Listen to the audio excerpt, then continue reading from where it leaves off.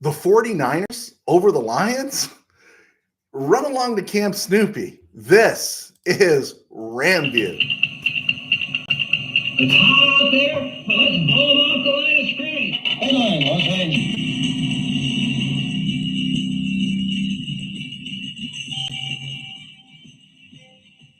Live from the Ram Cave, I'm Joe Terosian, and this is RamView, the January 24th, 2024 edition, brought to you by Kistler Law Firm. Injured in an auto accident? Need help?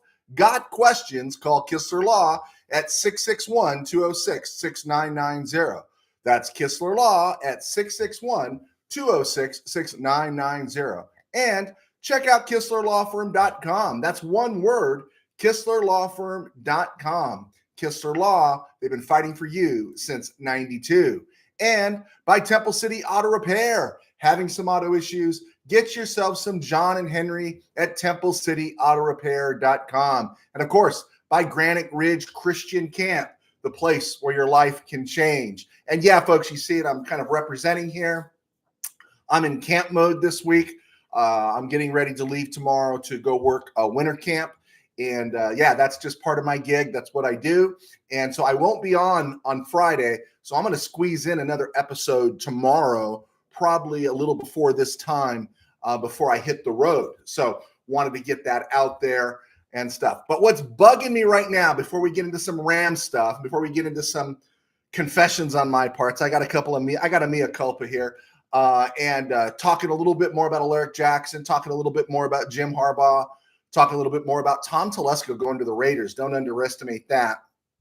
Free agency, the draft, and the title games. One of the things that I'm seeing on a lot of threads everywhere is because of what happened at the end or during the Rams-Lions playoff game, the Lions are suddenly public enemy number one.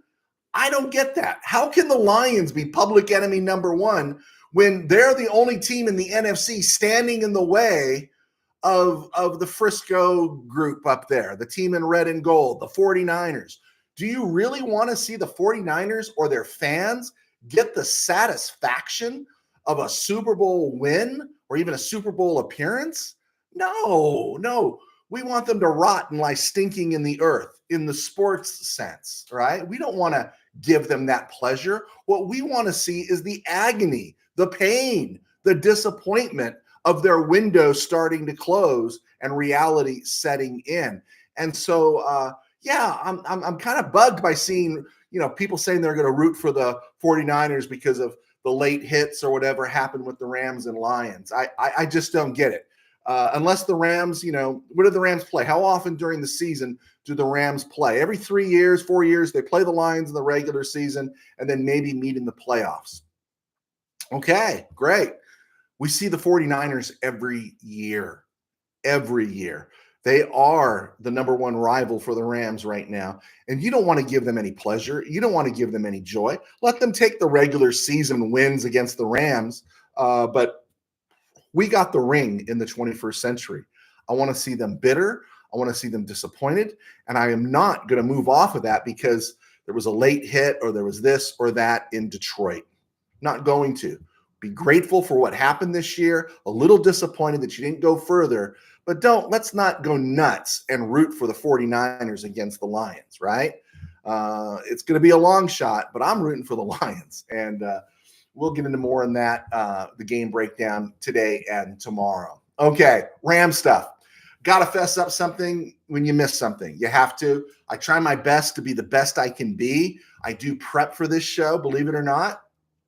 And I kept hearing Coleman Shelton's a free agent. I said, no, they're wrong. Because I remember, I got it in my notes, the Rams inked Coleman Shelton to a 2-year deal last March. So I haven't been talking about him as being a UFA, an unrestricted free agent. But what I missed, and this is my fault, is because of his contract incentives. He played so much this year and did such a great job.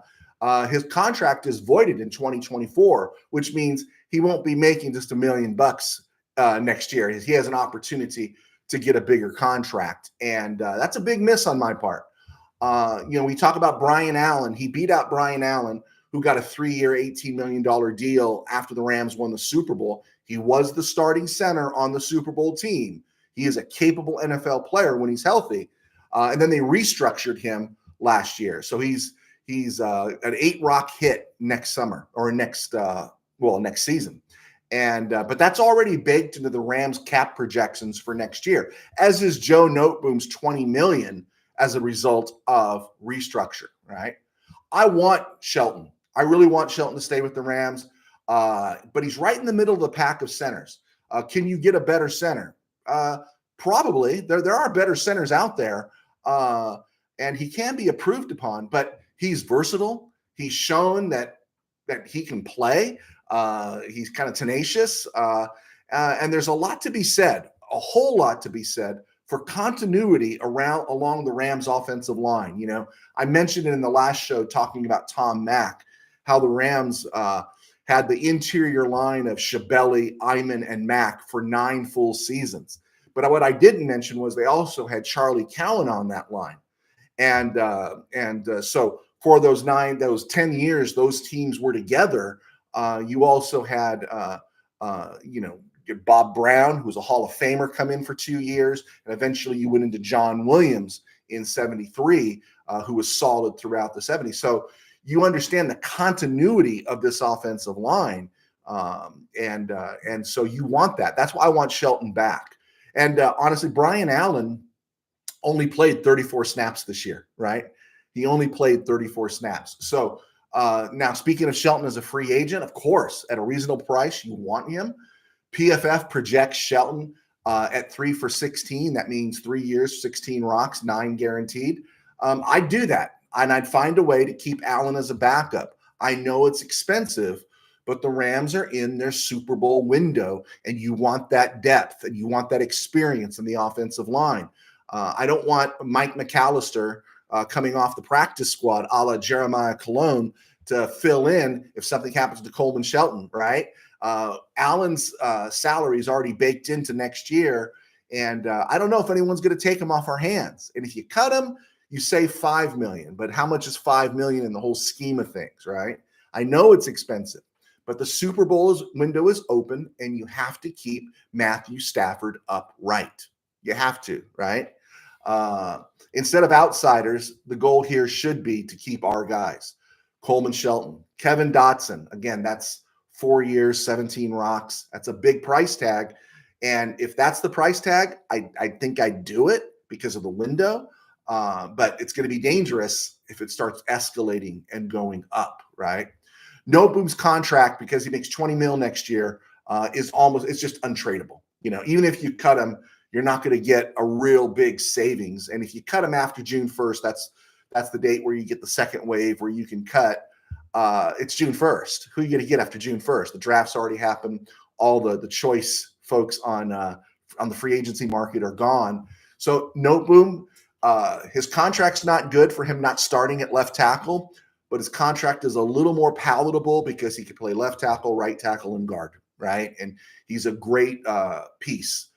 And I think people have recognized that Noteboom can be great for short stretches, right? Pop in for a game or two, as he did the Super Bowl season for Andrew Whitworth. And I believe it was Noteboom who was the starting left tackle when we won in Tampa Bay. But when you start him overall, he's just, he hasn't been there. And again, he lost his job to a free agent tackle out of Iowa named Alaric Jackson. So you're going to have to keep him. But with the window open, Allen and Noteboom provide great depth for the Rams. And then, maybe they hit on somebody in the draft, and that adds even more. Maybe Warren McClendon takes a step, right? I think Tremaine Ankrum is just about done and stuff, but we're going to find out with these Rams. They've got depth, and they need to keep this depth on the offensive line at least for a couple more years. And so it'll be interesting to see what they do. If the Rams have a struggle there, I could see them moving off Allen because it is a 5 rock savings if you do this. If Dotson's contract goes too high, you pay him a little bit more than you wanted to. If Coleman Shelton's contract is a little higher, right? Okay, moving on. Alaric Jackson. I wrote a column about Alaric Jackson, and you can check it out on my website. Just click on joetarosian.com, and it's right there. If it's not up front, you just click on the icon that says RamView on the menu. And so I shared that yesterday, and the response around social media, basically all I said was, question, is Alaric Jackson the left tackle going forward? 75% were in favor of keeping Jackson. And I'll even quote our sponsor, Paul Kistler. He wrote, "You'll have to kiss a lot of frogs to find someone as good as Jackson. He's not elite, but a competent left tackle is hard to find. I cannot count how many top picks we've wasted trying to find one." And he's absolutely right? It's, do you take the money in the hand, or if a guy presents himself at 19, do you take the guy and hope he's the guy for the next 10 years, right? Orlando Paces and Andrew Whitworths don't grow on trees. Neither do Doug Francis. But if you look at the column, you'll see how the Rams, from Alex Barron to Jason Smith to Greg Robinson, all three of those guys combined didn't give the Rams what Alaric Jackson gave them this year. My struggle with Jackson is I think he struggles against the run. I've checked all over just to see if it was a misprint. He's listed at 285. That's really light. Of the top 20 tackles in the league, left tackles, he's the lightest one. But it's interesting when you read this about him, about Alaric Jackson, is you find out he was playing at Iowa at 320, 321, and he was a bit clumsy in how he was described, but he went on a vegan diet and reshaped his body. And to me, that testifies to a guy that is serious about his craft and about his game. And so maybe he's short on the overall ability. He's not a tactician. He's not Jonathan Ogden. He's not Orlando Pace, but you can see he's highly motivated. And again, everything the Rams get out of this is just gold, because he's a restricted free agent. You could put a tender on him, and meaning that, if you put a second round tender, you'll get a second round pick if somebody signs him. So we're going to keep him. It's just what a find, and what a development that both Jackson and Coleman Shelton were, right? I mean, great job by the Rams. Moving to and around the NFL and other places real quick here. I don't want to break it down too much, but the Raiders getting Tom Telesco as GM is a score. I don't think Telesco was the problem with the Chargers. Maybe, I don't know. You get to the Brandon Staley hiring, how much of it was Chargers wanting to go cheap, and Staley just was the guy they took a swing with, right? But Telesco is good. He brings in talent, and on top of that, he knows the Chargers intimately, especially with the Chargers on the verge of getting Harbaugh.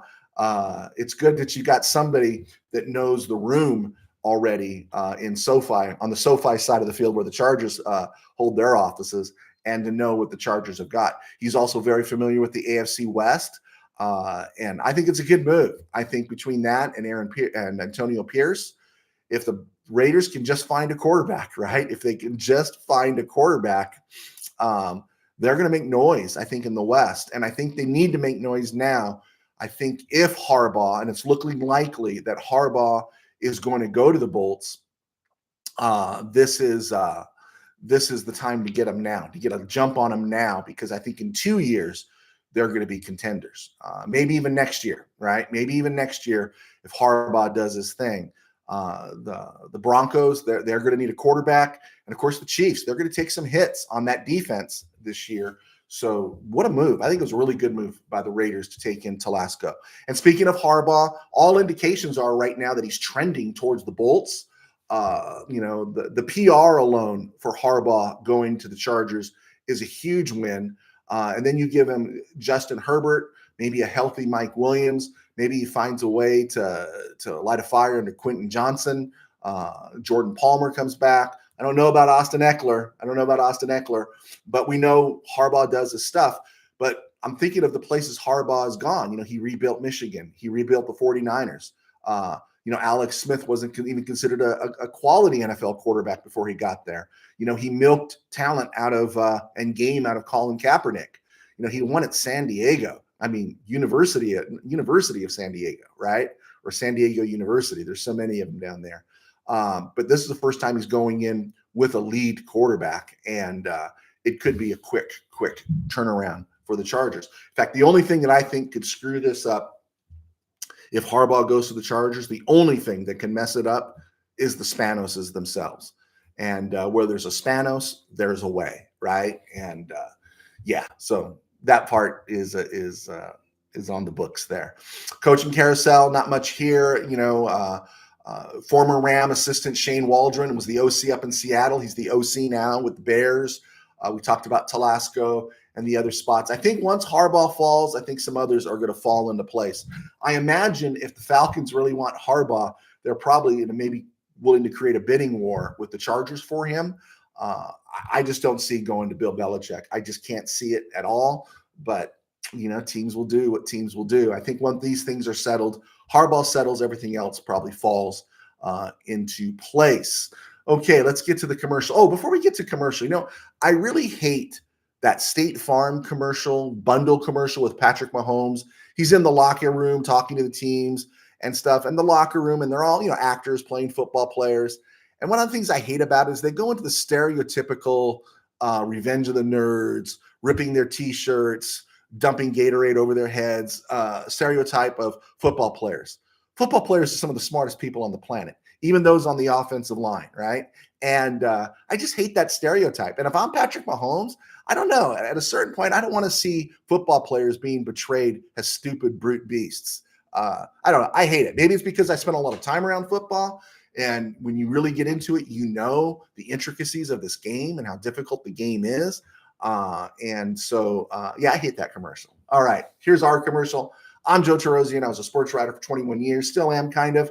And now I do RamView. And thanks to our sponsors at Kistler Law, so check them out. As well as I write books. And my books can be found on Amazon. And just type in Joe Tarosian. I've got 2 high school football novels out. They're on there, Amazon there, Tangent Dreams and Temple City Company of the Ages. They've both been well received and fairly successful. And my 3rd football book is Game Day in the Ram Cave, and I'm hoping to have it out very, very soon. It's a novel just about what it's like when people get together to watch the Ram game. So we're doing that. And I do all these things because it allows me to stay employed in my day job as I pastor a small church in Burbank Faith Nazarene.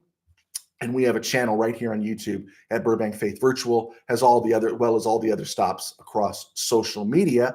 And you can check us out there. And the shirt I'm wearing here is I'm also the executive director of Outsiders Programming and Ministries at Granite Ridge.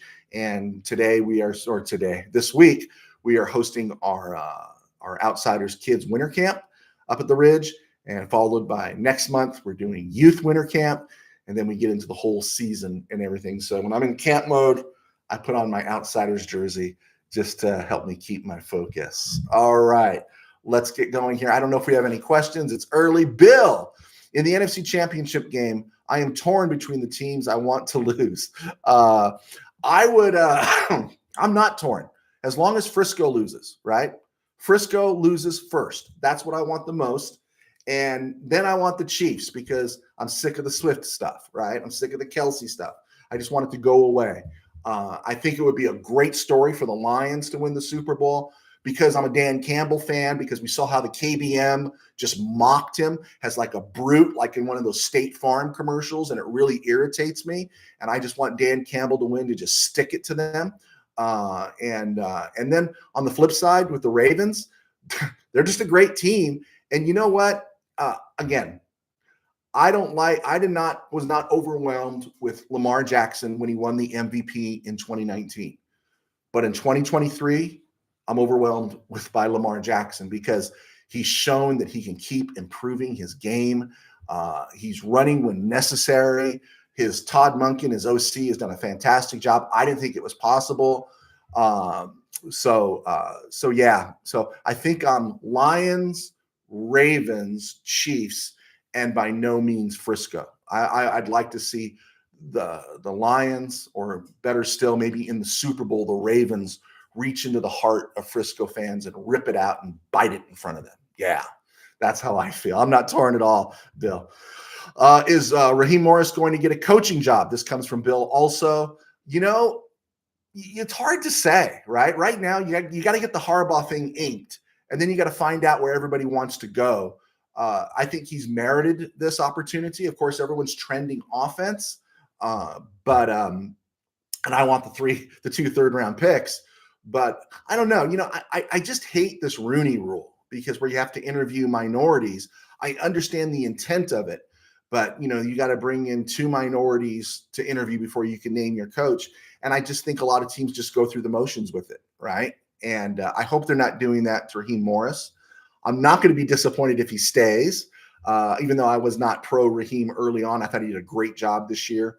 But, and maybe he's going to pick and choose, right? If all the other big slots get filled, maybe there's I don't know if I want to go to Carolina and go through that nightmare of a rebuild and not being sure about my quarterback and stuff. So I don't know if he's going to get a job. I don't know. Again, the point I brought up last week, which isn't it funny?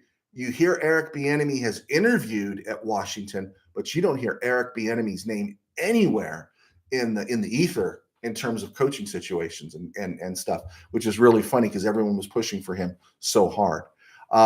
And then, of course, Bill, I think the Rams and Lions are going to be the Thanksgiving game. Hey, you know what? I think it could. I just did an opening there where I said the Lions aren't a rival for the Rams. As of now, they're not. They're not a division opponent. But you know what? We were talking about it leading to it. Both teams on the ascent. Their Super Bowl windows open. I truly believe, win or lose, the 49ers are going to take a step back next year. That's just my belief. Unless they do some radical things. Age is going to catch up with them. Their salary cap's going to catch up with them, and stuff. And so yeah, I think the window is open for a Rams-Lions rivalry. And yeah, maybe at that point I'll develop a hatred for the Lions, but I don't know. I'm just really happy because you knew who Brad Holmes was, right?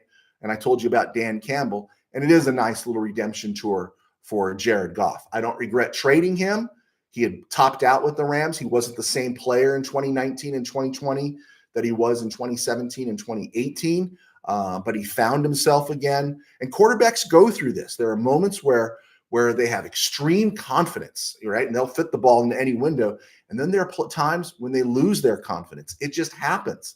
Even at the limited level that I played at when I was a kid, there were times I felt like I can do anything throwing the ball. And then there were times I was hesitant and short arming it because the space between my ears was a mess. And so put that magnify that on a professional level. And I'm happy for Goff too. I'm really happy for them. And it would be cool to finally get a Thanksgiving game that's worth watching, right? USA expat. Let the schedule makers send the Niners overseas next year and leave the Rams in the USA. Well, the good news is they did say the teams, and I have to go back and look it up, expat, that the Rams are not on that list. And I don't think the 49ers are either. I hate those overseas games. I understand the NFL wants to build its brand over there. But you know what? What they really need to do, instead of creating a minor league like they did in the past with the WFL, the World Football League, not the original one, but the later one they did, the one that Kurt Warner played in, is they better just go find some investors and just build their own league over there. Just build their league over there and bite the bullet, because I totally think to have them fly across the pond like that's so unfair, especially to West Coast teams, right? That's double the mileage. It's brutal. So I agree with you on that. Counterfeit clone. Don't want to be a stick in the mud, but I feel like this was written for the Lions. What was written for the Lions? This season, you mean? Or my take? Let me know, counterfeit clone, and I'll address it. Like everything's being set up for the Lions to go to the Super Bowl. If that's the case, that means they wrote the 49ers out of the script, and I'm kind of happy about that. So let me know what you mean, and I promise I'll come back to it, and we'll talk about it. Okay, I want to answer Steve Ramirez's question. Steve Ramirez, former sports writer, longtime friend, great guy, grinder in this business. And he was on the other day, and he asked about L'Jarius Sneed and our thoughts about L'Jarius Sneed. And he's a free agent. Of course, he's still playing right now.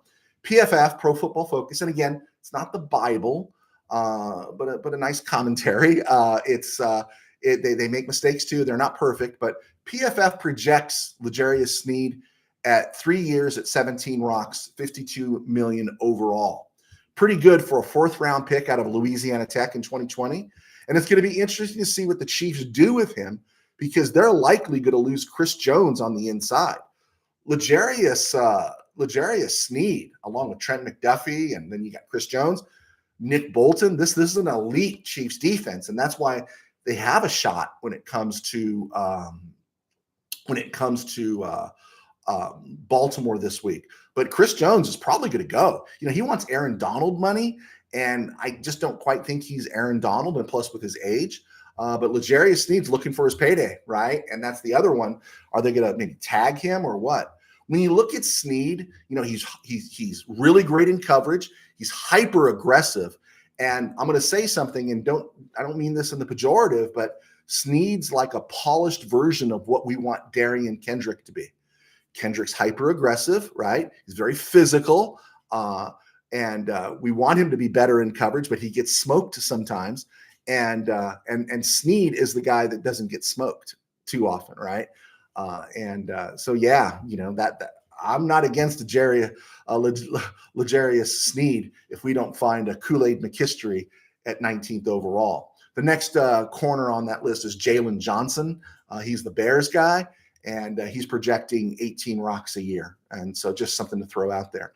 Also talking about Ram free agents, and one of the key things we wanted to do in terms of the Rams re-signing their free agents is DeMarcus Robinson. And my fear was that did DeMarcus Robinson maybe play his way out of a contract for the Rams because he's going to get a little more dough. He is 29. By the end of this year in the season, he's going to turn 30, right? You're not going to get a big contract after that. And so my fear is he needs to get his bag now. And I don't know how much the Rams are willing to pay him. But the thing about that for the Rams' advantage is Robinson is 39. And on the free agency list, there's about 15 guys ahead of him in a really crowded market. I mean, we're talking T. Higgins, Michael Pittman, Mike Evans, Hollywood Brown, Calvin Ridley, Darnell Mooney, Gabe Davis, OBJ, Tyler Boyd, just to name a few, even Josh Reynolds. Now, I like DeMarcus Robinson better than Josh Reynolds. I think Hollywood Brown is way overrated. Gabe Davis is so hit and miss in what he does. And OBJ, too much tread on those tires. So I want DeMarcus Robinson. And then on top of all those guys that are free agent receivers, every year, the NFL draft brings in a whole new cadre of receivers that are younger, cheaper, and people are willing to develop them and stuff. And so I think the market, because the glut on the market might be a little deflated, and the Rams will be able to keep DeMarcus Robinson, right? Even though he probably merits a much better contract than we're able to offer him. But I hope we do. I hope we get to keep him and everything. Also, a lot of talk about Rams special teams. Counterfeit clone, I'm going to go back to you right now. I just thought going into the wild card game that the Lions would win due to the story. Yes, we blew it defensively in the first half, but there were certain officiating calls that played into their favor. Oh, I agree with you. I understand that. I don't know if it was pre-writ. It's a great story, and I'm just as suspicious as anybody else. Don't get me wrong, right? In 2001, after 9/11, the team called the Patriots wins the Super Bowl. Yeah, I'm suspicious. You got a tuck rule. You got that Spygate. You got all the stuff that happened in the Super Bowl 36. So you've come to the right place. If somebody's suspicious, bitter, conspiracy-like, that's me. I just didn't sense that necessarily in this game because it was so, winnable, right? I agree. Why wasn't the hit on Nakua when he was already going down in the head? Why wasn't that called? The Stafford one when he got blasted by Aleem McNeil, why wasn't that called? And then, of course, the Nakua hold at the end. And again, I'll go back to it. The Rob Havenstein hold I thought was weak sauce, right? I think technically maybe you could say it was a hold. I think that was Aiden Hutchinson. He was already going down. But if we're going to let them play the game, right? If Nakua not being called, if the holding call on Nakua, the pass interference is, well, we're not calling that because we're letting them play the game, then let them play the game when you see the Rob Havenstein thing, right? Because if they're playing the game, Havenstein's not called for holding, right? So So yeah, I do. I get the angst on that. I really do. But there were some bad calls in that game. I don't know. It is a good story and stuff. Now, if it is the story, then please let it continue on to New York, on to Frisco, and let them tear the heart out of 49er fans. Like the Packers, Packers had them on the operating table. They had the scalpel. They just didn't finish the job, right? So that's a great point. And like I said, Counterfeit Cologne, I'm right there with you on a lot of these things. I just didn't sense it in this one, but there's enough. They left enough meat on the bone for people to have issues with. Okay, Rams. I wanted to talk about Rams special teams, and if you go to again, I guess I'm pushing you to my website, joetarosian.com. You'll see the article about Alaric Jackson, the column about Alaric Jackson. In that, I make mention that when we look at tackles, of course, they break down left tackle and right tackle, and the grading system on PFF, which again, everyone leans on, and it gives you a good sense of things. It's not absolute 100%, but they just list all the tackles, left tackles and right tackles, as opposed to delineating between left tackle and right tackle. But that's what should be done. And the same should be done for special teams, right? When you miss 11 field goals and 5 extra points, it means your kicking game sucks, right? But it doesn't necessarily mean the entire special teams is awful, right? Your punter was good. Your long snapper didn't screw up anything. Your coverage was good. But if your kicking game is bad, everyone's going to bag on your special teams. With that said, the Rams special teams sucked beyond just the kicking game, right? And some of it, not talked about too much, is this. And I'll take correction on this, that this is something I've just kind of just noticed and wanted to mention before and just rose now, is generally backup players in college don't make the NFL, right? They don't. Starters or part-time starters do. And much like they're rookies on offense and defense, right? In their defined positions, right? I played running back in college, third string running back in the NFL, right? So they are likely going to be first timers and rookies when it comes to special teams. College rosters are so deep, you don't know how much special teams some of these guys coming into the NFL, if they're starters in college, how much special teams did they play? Because their rosters are deep, right? Maybe kick returners and punt returners, but how much are they doing that? And so they're likely first timers and rookies when it comes to special teams. And every time you lose some of these second tier free agents, right? And I'm not hyping them as great players, but these were guys that were special team players, Trevon Howard, David Long, even Nick Scott for a while, Robert Rochelle. These guys were all, Taylor Rapp played some special teams. All these guys played special teams. And when they leave, it hurts your team. And so it takes time to develop because it's really hard sometimes if you've never done it before to learn how to stay in your lane on kick or punt returns. And that comes with experience. And so just something to think about in terms of, yeah, you might even get the kicker right. You might get the punter right. You might get the long snapper right. But your special teams in terms of coverage might have some growth issues going forward. The crown jewels are always going to be kicker, punter, long snapper, right? I think the team was happy with Alex Ward before he got hurt. Rams have always had some really good long snappers. I mean, this goes back to, was it Mike McDonald back in the 80s with John Robinson. And then, of course, Ethan Thompson. Yeah, Ethan, the punter. He's hit the mark. He did a good job as our punter. And then, of course, the issue is, kicker, right? Kicker is the issue. Ethan Evans, the punter. And so who's going to be our kicker next year? Here's a question I want to ask.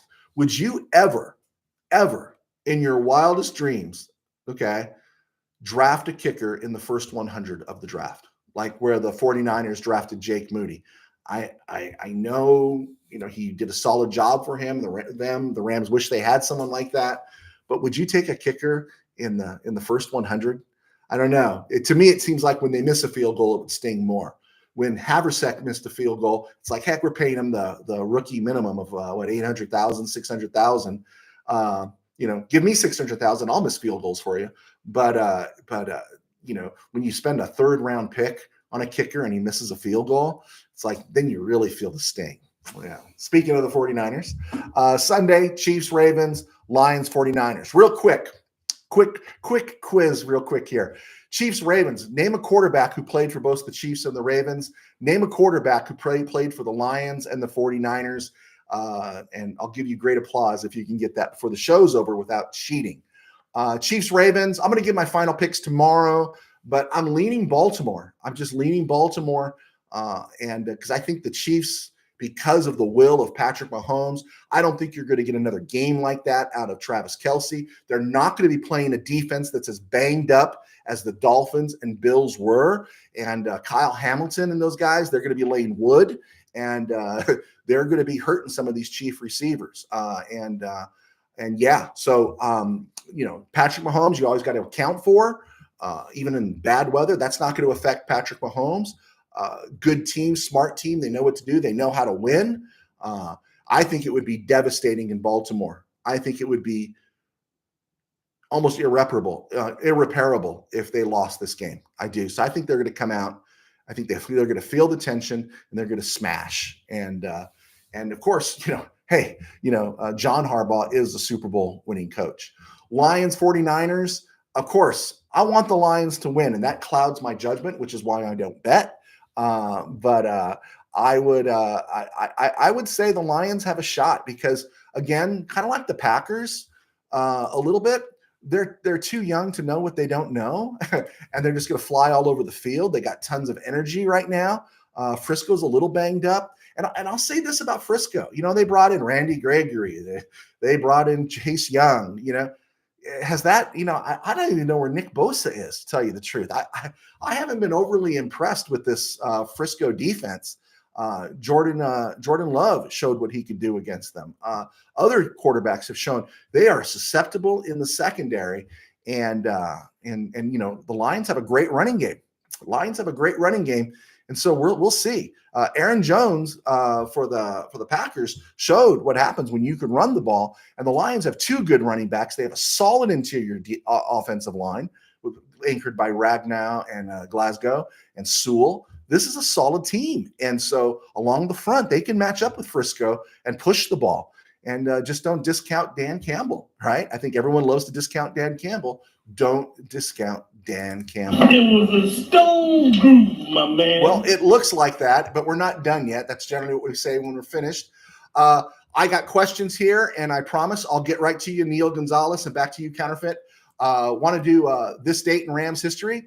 On this date in Rams history in 1972, they had earlier signed free agent Phil Olsen, who was Merlin Olsen's kid brother, and they lost a third-round pick because of that.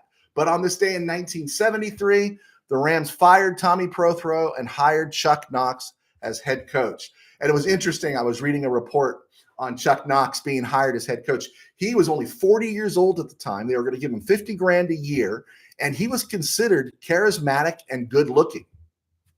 I don't know. I didn't know that. I never knew that. But I was reading a newspaper report from way back then, and they said someone made a comment. There was a woman in the room. They said, he's a hell of a lot more attractive than Tommy Prothro. And I just thought that was funny that people said that. Chuck Knox was 40 in 1973. To me, he looked like he was 80. I thought he was old, right? Wanted to get that one out of the way. Happy birthday to Sean McVay. Sean McVay turns 38 today. 38. The dude's getting old. Needs to start thinking about what he's going to do with the rest of his life. We are going to be back on the air tomorrow, so I really won't go into January 25th.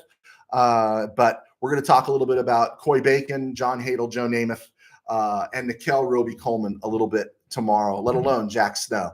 So we'll be covering that. Let's look at the questions that have come in from Neil Gonzalez. You're absolutely right.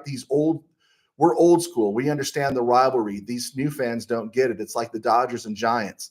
For me, that's how it is. Go Lions. All right, Neil, man, we're on the same page here. Thank you so much. I have no hate for the Lions. I'm rooting for them. This is Counterfeit Clone. I love Goff, but we all sense the officiating does dictate the outcome of games sometimes. And what perfect time now for the Lions, right? No hate. Okay. Counterfeit Clone. Love the channel, by the way. Man, you do my heart good. Thank you so much. to have you guys watching live when I didn't announce when I was going on. My perfect slot is sometime between 2:30 and 3:30, and just because of my schedule, busyness of my day, I have to take it when I can. And I hope a moment will come where I will be locked into a specific time, no matter what. USA Expat, also known as Ground Chuck. Wasn't it beautiful, though? I mean, I still have pure memories of that when I was a kid. I was 9 in 1973, and man, it was McCutcheon, Bertelsen, and back to McCutcheon, and maybe John Hadel would go deep to Harold Jackson. Harold Jackson caught 40 passes that year. He scored 13 touchdowns. I mean, talk about a rate, right? Talk about a rate. And you'll always get me to talk about October 14th, 1973, when he torched the Cowboys with 4 touchdowns in the first half. Mark Reber, yeah, hate 49ers too, but after that game against the Lions and their dirty hits, I say go 49ers. Hey, does anyone remember?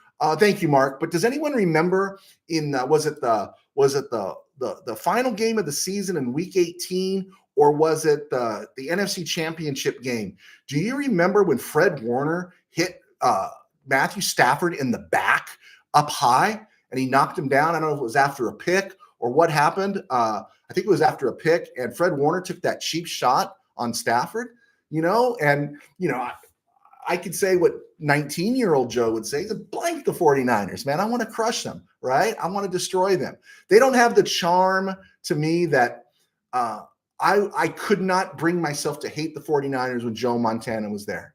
I just couldn't. He was just, after a while, it was like, oh man, it sucks we lost to them, but he's so good. It was literally like watching an artist play, right?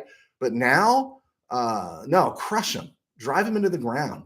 Kill that team. I want the 49ers to lose. So yeah, that's how I feel about that. Okay, guys, I think we got this in, unless anybody has any other questions. Does anybody know who quarterbacked for both the Chiefs and the Ravens, and who played quarterback both for the Lions and the 49ers? Kenny Miller, Roman Gabriel. No, sorry, Hans, wrong guess. That doesn't work. That's not him. Anybody else? One of them played for Michigan. I don't think he played for Lloyd Carr. I think he played for Gary Moeller. Going once, going twice. I don't want to take this show too deep because I know you guys got things to do. But quarterback who played for the 49ers, was drafted by the 49ers, but he made his hay. Muncie? No. He made his hay, not Munson, not Bill Munson. But he made his hay first with the Chiefs and then signed a big free agent contract to replace Trent Dilfer with the Baltimore Ravens. It was Elvis Gerbach. Remember Elvis Gerbach? 4-year starter at Michigan, drafted by the 49ers, ended up being another 49er quarterback who ended up quarterbacking for the Kansas City Chiefs. Remember, Joe Montana was followed by Steve Bono. And then Elvis Gerbach got the gig, and then he left as a free agent, signed a pretty good contract. Ravens won the Super Bowl in 2000 with that probably the best defense in history. And then they let Trent Dilfer go, who was the perfect game manager. They brought in Gerbach in 2001, and they flamed out in the playoffs, and Gerbach was toast. So Gerbach played for both the Chiefs and the Ravens. And then who played quarterback for both the Lions and the 49ers? I forgot what school he went to, but namesake, his name was Joe Reed. Joe Reed played for the 49ers, was dealt to the Lions, and he was the third string quarterback. To follow you up, expat. Remember, for years, it was always Greg Landry and Bill Munson in Detroit. Well, the third quarterback was Joe Reed. And because Greg Landry and Bill Munson were so injury prone, Joe Reed got a lot of playing time with the Lions. So just thought I'd throw that out there. A lot of fun. Thanks, guys. I hate leaving you. I really do. I love it when there's people live on the air and we just keep talking. But I know you got business to do, and I better get stuff done before I get yelled at to do other things. All right, guys. God bless. Take care. We will be back tomorrow, probably before noon, and we'll go from there. Billy Waddy running into the end zone, beat the Cowboys. Amen. All right, guys. I got to go. Bye-bye.